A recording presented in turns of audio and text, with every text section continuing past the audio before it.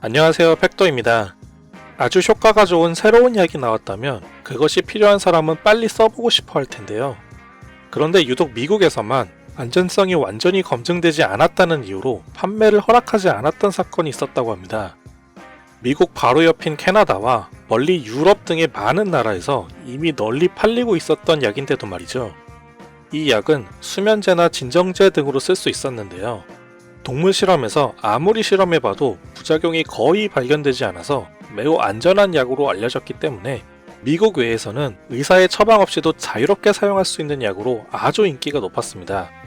잠 못 드는 사람들이 많이 찾는 수면제로서 뿐만 아니라 특히 임산부의 입덧이 진정되는 효과가 좋아서 정말 많이 팔렸는데요. 하지만 그 유명한 미국 식약청 FDA의 담당자는 임산부와 태아에게 안전한지 더 완벽하게 실험해야 한다면서 이 약의 판매를 계속 허락하지 않았습니다. 이 담당자는 그때까지 수십 년 동안 대학교와 학회지, 병원 같은 곳에서 의사나 교수, 연구활동 같은 것만 하다가 FDA에서의 근무가 거의 첫 직업 비슷한 상황이었다는데요. 거기다 이 약을 심사하는 것이 FDA에서의 첫 번째 업무였다고 합니다.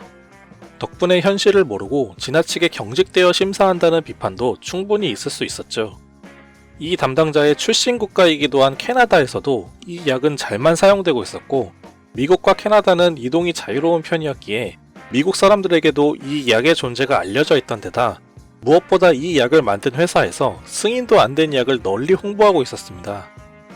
결국 유독 미국만 판매되지 않는 상황에서 사람들의 불만도 많을 수밖에 없는 상황이었죠. 그러나 이 약에는 정말 심각한 문제가 있었습니다. 이 약은 태아에게 매우 치명적인 부작용이 있었고 전 세계적으로 무려 10,000명이 넘는 기형아가 태어났던 것이죠. 하지만 미국에서는 이 사람 덕분에 거의 피해가 발생하지 않았습니다. 게다가 미국에는 수면제를 너무 자주 사용하는 문화가 있는 데다 미국 특유의 의료체계 때문에 의사 처방이 필요 없는 약이 더 많이 사용되는 것이었기에 출생률까지 높은 미국에서 이 약이 팔렸다면 정말 큰일 날 뻔한 것이죠. 한 사람의 어쩌면 지나쳐 보이는 철저함이 수많은 사람을 구할 수 있었던 것입니다.